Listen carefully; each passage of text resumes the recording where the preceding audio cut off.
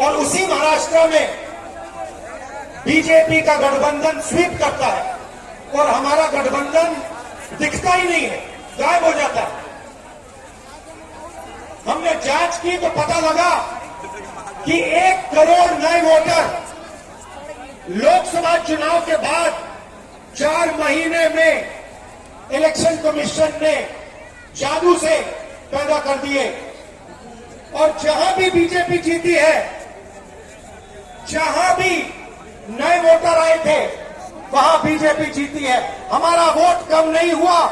India गठबंधन का जितना वोट लोकसभा में था, उतना वोट विधानसभा में बीजेपी को सारे के सारे नए वोटर मिले। तो हमें शक हुआ।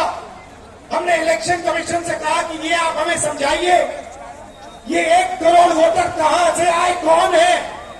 इलेक्शन कमीशन हमें कहता है हम नहीं समझाएंगे, हमें कोई जरूरत नहीं है तुम्हें समझाना। फिर हमने उनसे कहा कि देखिए, आपने सीसीटीवी लगा रखे हैं, कानून है कि सीसीटीवी, जो भी सीसीटीवी मांगेगा, जो भी पार्टी सीसीटीवी मांगेगी वो देना पड़ेगा। वो कहते हैं सीसीटीवी नहीं देंगे। फिर हमने कहा देखिए, वोटर लिस्ट दीजिए, हमें बताइए, हमें पता लगाना ये कौन है। कहते हैं इलेक्ट्रॉनिक वोटर लिस्ट नहीं देंगे। फिर हमने कहा कि हम थोड़ी गहराई से पता लगाते हैं।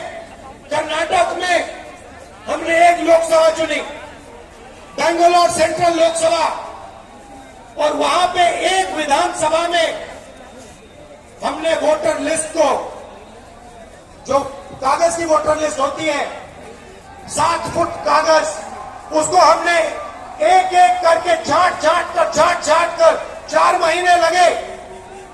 हमने एक वोटर का चेहरा दूसरे चेहरे से मिलाया, एक वोटर का एड्रेस दूसरे वोटर से, और हमने पता लगाया, सच्चाई निकाली। भाइयों बहनों, बेंगलोर सेंट्रल का जो चुनाव हुआ, बेंगलोर सेंट्रल में जो लोकसभा का चुनाव हुआ, वो चोरी का चुनाव था। इलेक्शन कमीशन और बीजेपी ने मिलकर बेंगलोर सेंट्रल में चोरी करी है।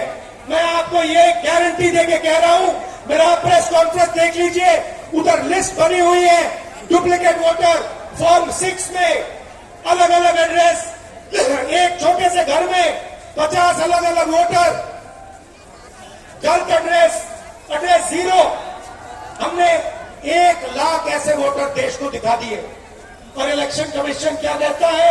इलेक्शन कमीशन मुझे कहता है आप एफिडेविट दीजिए, मुझसे एफिडेविट मांगता है, मगर जब अनुराग ठाकुर वही बात कहता है जो मैं कह रहा हूं, उससे एफिडेविट नहीं मांगता है।